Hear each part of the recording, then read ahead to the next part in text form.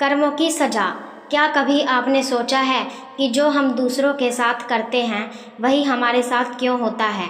कभी किसी गरीब को ठुकराया है, कभी किसी मासूम के आंसुओं को नज़रअंदाज किया है?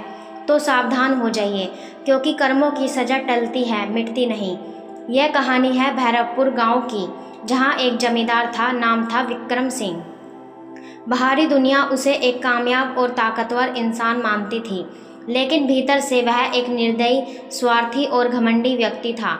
उसका मानना था पैसा और ताकत ही सब कुछ है। इंसानियत गरीबों के लिए होती है। विक्रम एक बूढ़े इंसान को उसके खेत से निकाल देता है। कहता है, तेरे जैसे कीड़े मेरी ज़मीन पर रह भी कैसे सकते हैं? बूढ़ा किसान हाथ जोड़ता है, साहब, यह ज़मीन मेरी पुश्तैनी है। लेकिन जमींदार हंसता है और उसे धक्के मारकर बाहर निकलवा देता है। गांव के लोग चुप थे, डर के मारे।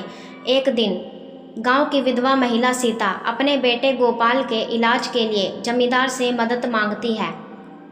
विक्रम उसे कहता है, मदद चाहिए तो अपना घर मेरे नाम कर दे, तब सोचूंगा। सीता की आंखों में आंसू थे, लेकिन कोई चारा ना था। उसने दस्तखत कर दिए, लेकिन अगले दिन बेटा चल बसा और जमींदार ने घर भी अपने नाम कर लिया। गांव में धीरे धीरे लोग टूटने लगे, लेकिन एक चीज जो कभी नहीं टूटी वो थी उनकी आह। समय बीता, विक्रम बूढ़ा हुआ, लेकिन उसकी निर्दयता में कोई बदलाव नहीं आया। एक दिन उसकी बहू रश्मि, जो शहर से आई थी, उसने एक सवाल पूछा, पिताजी, आपको कभी डर नहीं लगता कि इतने लोगों के साथ बुरा किया है आपने? विक्रम हंसा और बोला, डर तो कमजोरों को लगता है, पैसा सब ठीक कर देता है। रश्मि ने एक गहरी सांस ली और बोली, लेकिन कर्मों का हिसाब पैसा नहीं देता।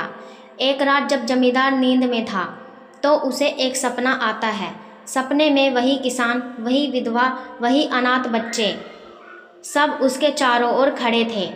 उनकी आंखों से खून बह रहा था और सब एक स्वर में कह रहे थे, हमारे साथ जो किया उसका वक्त अब आया है। जमींदार पसीने से तरबतर उठ बैठता है। अगले ही दिन उसकी ज़मीनों में अचानक आग लग जाती है। गोदाम में रखे अनाज में दीमक लग जाती है। बैंक से लोन का नोटिस आता है और सबसे भयानक, उसका बेटा रवि एक सड़क दुर्घटना में कोमा में चला जाता है। जमींदार टूटा नहीं था अब भी। वो कोर्ट कचहरी भागा, डॉक्टरों को खरीदा, पर नतीजा कुछ नहीं। एक दिन रवि की आईसीयू के बाहर बैठा जमींदार विक्रम अपनी ही परछाई से डरने लगा। वो सोचने लगा, मैंने क्या कमाया, क्या खोया? किस किस की बद्दुआएं ने मुझे यहाँ तक पहुँचाया?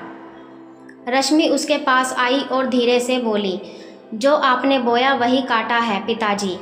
कर्म वही है जो छाया की तरह पीछे चलता है, कभी छोड़ता नहीं।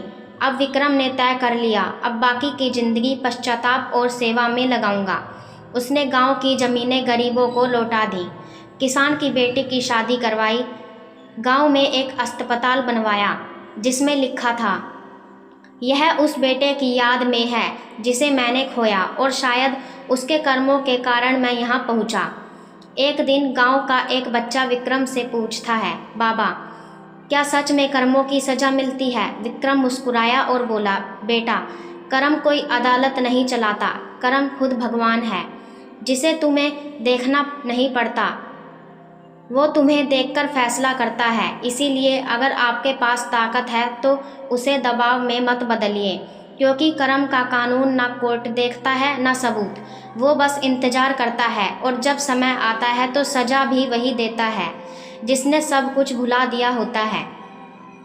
वीडियो का उद्देश्य और संदेश, कभी किसी का हक मत छीनो, क्योंकि जब ऊपर वाला हिसाब करता है तो कागज नहीं कर्म खुलते हैं। धन्यवाद।